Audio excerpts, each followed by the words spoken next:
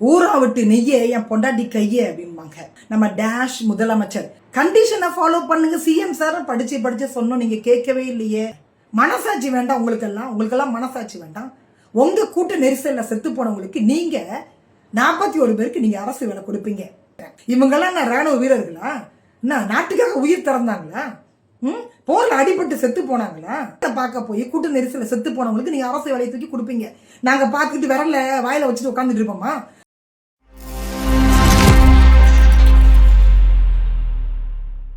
மக்களே, இந்த நிகழ்ச்சியை பார்க்கும்பொழுது நமக்கே தாரையா கண்ணீர் கொட்டுது பாத்தீங்களா? பட் எனக்கு வரலன்னு வச்சுக்கோங்களேன். எங்க ஊர்ல ஒரு பழமொழி சொல்லுவாங்க, ஊரா விட்டு நெய்யே என் பொண்டாட்டி கையே அப்படின்பாங்க. நம்ம சிஎம் சார் பாணியில சொல்லணும் அப்படின்னா, நம்ம டேஷ் முதலமைச்சர் பாணியில சொல்லணும் அப்படின்னா, ஊரா விட்டு நெய்யை எடுத்து உங்க வீட்டுக்கு ஸ்வீட் செய்யாதீங்க சிஎம் சார் அப்படின்னு படிச்சு நாங்க சொன்னோம்.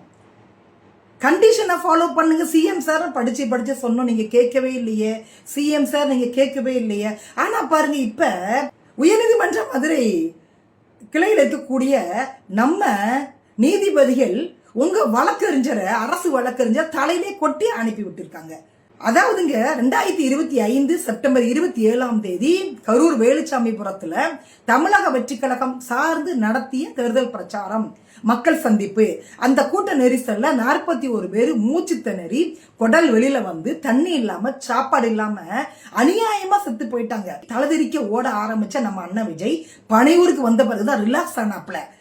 அப்படி பனையூருக்கு வந்த நம்ம அண்ணன் விஜய் அமர ஒரு வீடியோ மூலமாக ஆழ்ந்த இரங்கல் சொன்னாங்க. 3 மாதங்கள் கழிந்த பிறகு 41 பேர் குடும்பத்தையும் தான் இடத்துக்கு சென்னைக்கு வரவழைச்சு ஆறுதல் சொல்லி அனுப்பி விட்டாங்க. சாப்பாடெல்லாம் போட்டு அனுப்பி விட்டாங்கன்னு வச்சுக்கோங்களேன். அதற்கு பிறகு 2026 மே 10 தமிழ்நாட்டோட சிஎம் பொறுப்பேற்றாங்க. பொறுப்பேற்ற பிறகு அவங்க என்ன சொல்றாங்கன்னா, கரூர்ல இறந்து போன 41 பேர் குடும்பத்துக்கும் நாங்க வந்து அரசு வேலை கொடுக்குறேன்னு சொன்னாங்க. என்ன திடீர்னு இந்த அறிவிப்பு வருது நாம திங்க் பண்ணி பார்க்கும் பொழுது இடைத்தேர்தல் வருது இல்லைங்க. அதாவதுங்க, நம்ம சிஎம் சார் வந்து 2 தொகுதியில் நின்னாங்க. ஒன்னு பெரம்பூர், இன்னொன்னு திருச்சி கிழக்கு.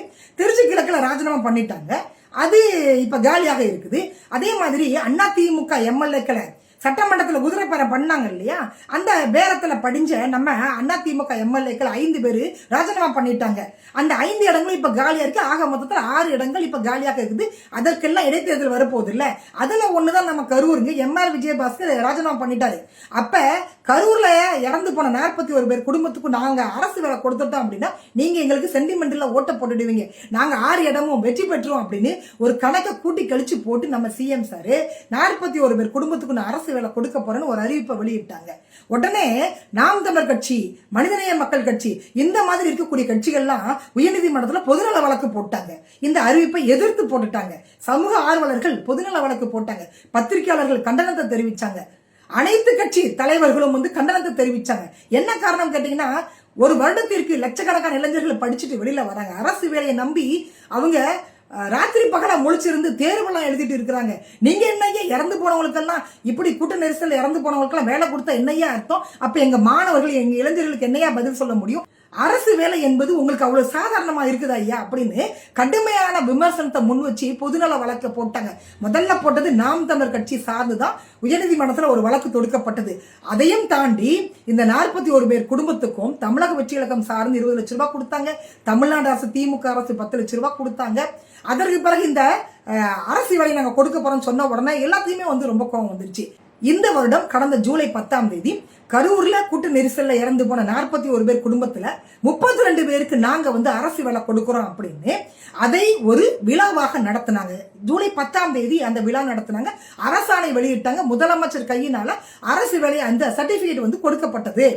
அதுல அவங்க என்ன சொல்றாங்கன்னா, அரசோட கொள்கை முடிவு இது, நீங்க தலையிடக்கூடாது அப்படின்னு சொன்னாங்க. வழக்காடு மன்றத்துல இந்த வழக்கு வந்த பிறகு விசாரணை இதுவரைக்கும் நடந்துட்டு வந்ததுங்க. இப்ப சென்னை உயர்நீதிமன்ற மதுரை கிளையில் இருக்கக்கூடிய நீதிபதிகள் அமர்வு சி.வி. கார்த்திகேயன், ஆர். சக்திவேல் அமர்வு ஒரு தீர்ப்பு கொடுத்திருக்கிறாங்க. என்ன தீர்ப்புன்னா, தமிழ்நாடு அரசு கொடுத்த அந்த அரசாணை, அந்த வேலை, அரசு வேலை என்பது ரத்தாகிறது, செல்லாது அப்படின்னு சொல்லிட்டாங்க. அதையும் தாண்டி இந்த வழக்காடு மன்றத்துல இந்த வழக்கு எப்படி நடந்தது அப்படின்னு கேட்டீங்கன்னா, தமிழ்நாடு அரசு சார்ந்து ஒரு வழக்கறிஞர், இங்க நாம் தமிழர் கட்சி சார்ந்து ஒரு வழக்கறிஞர், அதுல என்ன வாதம் முன்வைக்கப்பட்டது அப்படின்னு கேட்டீங்கன்னா, தமிழக அரசு வழக்கறிஞர் என்ன சொல்றாங்க அப்படின்னா, 41 பேர் செத்து போனாங்க இல்லையா, அதுல 32 பேருக்கு நாங்க அரசு வேலை கொடுத்திருக்கிறோம். அது எங்க தமிழ்நாட்டு அரசுடைய கொள்கை முடிவு, இதுல யாரும் தலையிட முடியாது. அதே மாதிரி தமிழ்நாடு அரசு பணியாளர்கள் தேர்வாணையம் அந்த விதிக்கு உட்படணுன்ற அவசியம் இல்லை, அவங்க இதுக்கு அனுமதி கொடுக்கணுன்ற அவசியம் இல்லை, விதிவிலக்கு கொடுக்கப்பட்டு இருக்குது. அதனால நாங்க யார்கிட்டயுமே கேட்கணுன்ற அவசியம் இல்லை, தமிழ்நாடு அரசோட கொள்கை முடிவு, நாங்க வேலை கொடுத்திருக்கிறோம் அப்படின்னு சொல்லிட்டாங்க. அப்ப எதிர்வாதத்தை நம்ம நாம் தமிழர் கட்சி வழக்கறிஞர் முன்வைக்கிறாங்க. அரசோடைய கொள்கை முடிவு இது எப்படி வரும் அப்படின்னு அவங்க வாதத்தை முன்வைக்காங்க.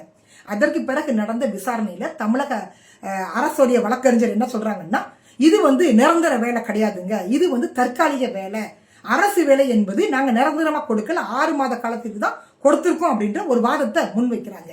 அதையும் மீறி நாம் தமிழர் கட்சியில் இருக்கக்கூடிய வழக்கறிஞர் இதை எதிர்த்து வாதாடி இப்படி வழக்கு விசாரணையின் முடிவில் இன்னைக்கு சென்னை உயர்நீதிமன்ற மதுரை கிளையில் இருக்கக்கூடிய நீதிபதிகள் அமர்வு இந்த தீர்ப்பை கொடுத்திருக்கிறாங்க. நீங்க கொடுத்த அந்த வேலை என்பது செல்லாது, அந்த அரசாணை என்பது ரத்து செய்யப்படுகிறது. அதற்கு நீதிபதிகள் சொன்ன காரணம் என்ன அப்படின்னு கேட்டீங்கன்னா, எப்படி நாம் தமிழர் கட்சியில் இருக்கக்கூடிய வழக்கறிஞர்கள் அவங்களுடைய வாதத்தை முன் வச்சாங்களோ அதே மாதிரி தான் பட்டாசு ஆலையில வெடி விபத்து ஏற்படுது, நிறைய உயிர்கள் பலியாகுது. அப்ப அவங்களுக்கு நீங்க அரசு வேலை கொடுப்பீங்களா? ரோட்ல நடக்கும் பொழுது விபத்து நடக்குது, அப்ப நீங்க அரசு வேலை கொடுப்பீங்களா? அதே மாதிரி இயற்கை பேரிடர்கள் வருது, அதுக்கெல்லாம் நீங்க அரசு வேலை கொடுக்க முடியுமா அப்படின்ற ஒரு கேள்வியை அவங்க முன் வச்சிருக்கிறாங்க. இது ஒரு தவறான முன் உதாரணம். அரசு வேலை என்பது சாதாரண விடயம் அல்ல, ஒவ்வொரு குடும்பத்துக்கும் சொந்தமான சொத்து. அதை எப்படி நீங்க எடுத்து கொடுக்க முடியும்? இது எப்படி அரசோட கொள்கை முடிவாக இருக்க முடியும்? அதையும் தாண்டி தமிழ்நாடு அரசு பணியாளர்கள் தேர்வாணையத்தின் விதிகளுக்கு உட்பட்டு இது வருதா? எப்படி விலக்கு அளிக்க முடியும் அவங்க அப்படின்றதெல்லாம் ஆராய்ந்து இன்னைக்கு நீதிபதிகள் கடுமையான விமர்சனத்தை முன் வச்சு கடுமையான கண்டனத்தை தெரிவிச்சு இந்த தீர்ப்பை கொடுத்திருக்கிறாங்க, இந்த உத்தரவை கொடுத்திருக்கிறாங்க. அதனால தமிழக அரசு கொடுத்த அந்த அரசாணை என்பது ரத்தாகிறது. நீங்க நிவாரண தொகையா கொடுக்கலாம், இல்ல நீங்க ஒரு ஃபேக்டரி ஆரம்பிங்க, அதுல அவங்களுக்கு வேலை கொடுங்க, இல்ல 1 கோடி ரூபாய் தூக்கி கொடுங்க ஒவ்வொரு குடும்பத்துக்கும். 41 கோடி ரூபாய் பெரிய விடயம் அல்ல நம்ம சிஎம் சாருக்கு. அதுல 7 லட்சம் ரூபாய் வட்டியே வருதுங்க மாதத்துக்கு. அப்படி கொடுக்கலாமே தவிர லட்சக்கணக்கான இளைஞர்கள் இன்னைக்கு அரசு வேலைக்காக எதிர்பார்த்துட்டு இருக்கிறாங்க. 2500 அரசு வேலை காலியாக இருக்குன்னு வச்சுக்கோங்களேன், இடங்கள் காலியாக இருக்குன்னு வச்சுக்கோங்களேன். 2 லட்சம் பேர் எக்ஸாம் எழுதுறான். திங்க் பண்ணி பாருங்க.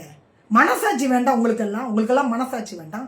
உங்க கூட்ட நெரிசல்ல செத்து போனவங்களுக்கு நீங்க 41 பேருக்கு நீங்க அரசு வேலை கொடுப்பீங்க.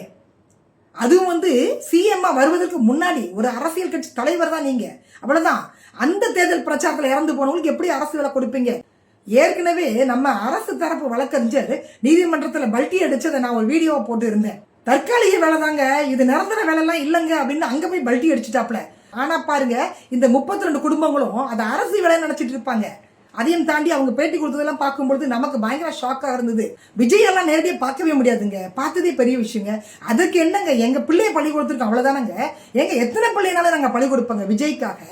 விஜய் நிரந்தரா சிஎம்மா இருக்கணுங்க அப்படின்லாம் அப்படி பேசி அந்த குடும்பத்துக்கு அரசு வேலை ஒரு கேடா நான் கேட்கிறேன். இவங்கெல்லாம் நான் ராணுவ வீரர்களா? என்ன நாட்டுக்காக உயிர் திறந்தாங்களா? போர்ல அடிபட்டு செத்து போனாங்களா? எனக்கு 2 பிள்ளைங்க, ஒரு பிள்ளை ராணுவத்தில் இருக்கான், போர்ல இறந்துட்டான். எனக்கு இன்னொரு பிள்ளை இருக்கு, இந்த நாட்டுக்காக நான் இன்னொரு பிள்ளையா கொடுக்கறேன் அப்படின்னு கொடுத்த தாய்மார்கள்லாம் அங்க இருக்கிறாங்க. அப்படிப்பட்ட தியாகிகள் அங்க வாழ்ந்துட்டு இருக்கும் பொழுது ஒரு நடிகனை பார்க்க போய் கூட்ட நெரிசல செத்து போனவங்களுக்கு நீங்க அரசு வேலையை தூக்கி கொடுப்பீங்க, நாங்க பார்த்துட்டு விரல்ல வாயில வச்சுட்டு உட்காந்துட்டு இருப்போமா அப்படின்னு வழக்கறிஞர் எல்லாம் கேள்வி கேட்டு நீதிமன்றத்தில் வழக்க போட்டு இன்னைக்கு அந்த அரசாணை ரத்தாகி விட்டது. இப்ப இந்த 32 குடும்பங்களுக்கும் தமிழ்நாடு அரசு என்ன பதில் சொல்லும், நம்ம சிஎம் சார் என்ன பதில் சொல்லுவாங்க நமக்கு தெரியல.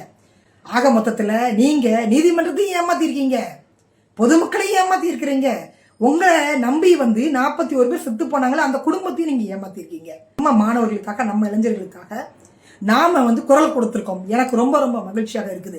சென்னை உயர்நீதிமன்ற மதுரை கிளையில் இருக்கக்கூடிய நீதிபதிகள் அமர்வு CV கார்த்திகேயன், R சக்திவேல் அவர்களுக்கு உண்மையிலே ஒரு பத்திரிகையாளரா நான் நன்றி சொல்ல கடமைப்பட்டு இருக்கிறேன். ஒரு நல்ல தீர்ப்பை நீங்க கொடுத்திருக்கிறீங்க. இதை எதிர்த்து தமிழ்நாடு அரசு வழக்கு தொடுத்தாலும் பரவாயில்ல, எங்க போனாலும் அவங்களுக்கு இதுதான் கடைசி தீர்ப்பு. அதை ரொம்ப தெளிவா நீதிபதிகள் கொடுத்திருக்கிறாங்க.